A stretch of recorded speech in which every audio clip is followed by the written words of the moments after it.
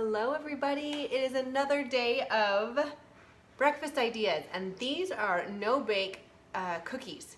Who would not want to have a cookie for breakfast? I can't think of anyone's kids who wouldn't want to have a cookie for breakfast. So these can be a great alternative to your traditional breakfast, and this can just be an easy way. They're already made, it's on the table with something, maybe fruit accompanying it, and it's a breakfast that's easy and ready to go. Okay, so what do I have here? I have a half of a cup of natural peanut butter, and I have a fourth of a cup of raw honey. So when I'm saying natural peanut butter, I'm saying no salt, nothing else other than peanuts in the blend. This is just something that I think we got at Sprouts and literally has only organic peanuts in here, and there's nothing else. So when you're getting peanut butter, make sure you're checking the label to see what's in it. You only want peanuts. All right, so that's in here. Next up, I'm going to add in some vanilla extract. And again, this is pure vanilla extract. I'm adding in a teaspoon of pure vanilla extract. All right, next up, we are going to add in some chia seeds. And I'm gonna add in 3 teaspoons of chia seeds. So I've got 1, 2, and 3. Okay, so that's 3 teaspoons chia seeds. Next up, I'm going to add in 3 teaspoons of raw pumpkin seeds. So these are just raw pumpkin seeds. They are from Sprouts. And you know what? I'm going to get the other one. Hold on 1 second. I have 2 bags of pumpkin seeds, and this is the one I wanted to use for this recipe, as they have not been roasted. They're just totally raw chia seeds. All right, so, and this is just out of the bulk section at Sprouts or your local store that has bulk sections. So we have 1, 2, and 3. Okay, so now we've got our honey, our peanut butter, our chia seeds, our pumpkin seeds, our vanilla, and next up we're going to add in our coconut. So now we're going to put 2 tablespoons of coconut. Got 1 tablespoon and 2 tablespoons of coconut. Okay, next up we're going to add in our oats and our dried fruit, and then lastly our yummy magic powder. But before we do that, I'm going to mix this up a little bit.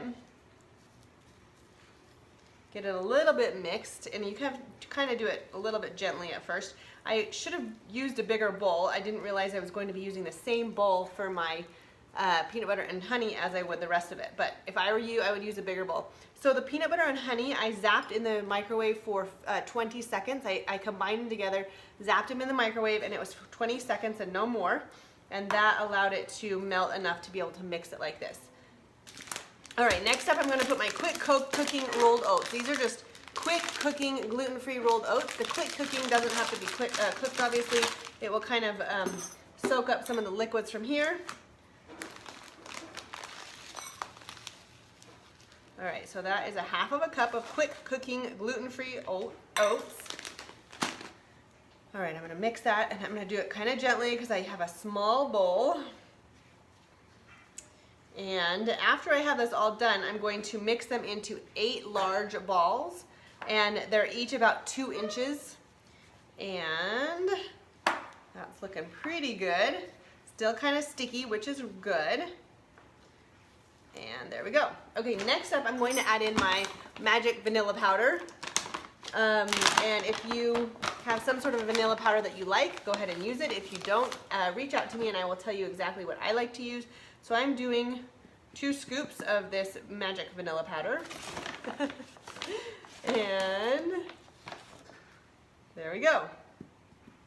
Okay. Now, lastly, the recipe calls for some sort of a dried fruit, like a raisin or a dried blueberry, a dried cranberry, dried goji berry, whatever berry or dried fruit you want to include, a dried apricot. However, I have one child that doesn't like dried fruit, so I'm not going to put it in. I may put it in some of them, but for the most part, I'm not going to put it in. So this is just going to take some time mixing, and I'm going to just keep mixing, and then I am going to roll them into a ball, sort of like an energy bite, but then I'm going to flatten it out so it looks like a cookie. So I think I just need to use, I have clean hands, I just washed them. I think I need to just get in there and use my hands to mix this together. It will be much quicker. Okay, so mixing.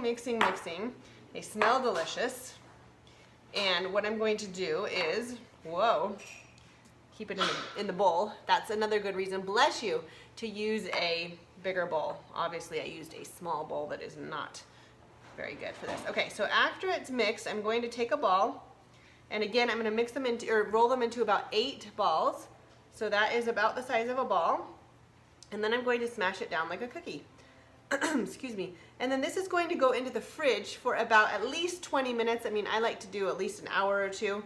But I would say if you can do an hour at least, put it in the fridge. Even if you put it overnight, that's what it's going to look like. And then you're going to have it in the morning. And you can make them bigger if you want to. That's about 1 serving size. You're going to want to get about 8 of them. And that's it. Put them on a little piece of wax paper or in a Tupperware or something to keep them fresh, and they can stay in the fridge. And this is your breakfast. This is a great snack. If your kids take snack to lunch, or to school rather, you can put this in a baggie, and this can be a great filling snack for school. All right, everybody, I will be back with more. Enjoy. Happy breakfast.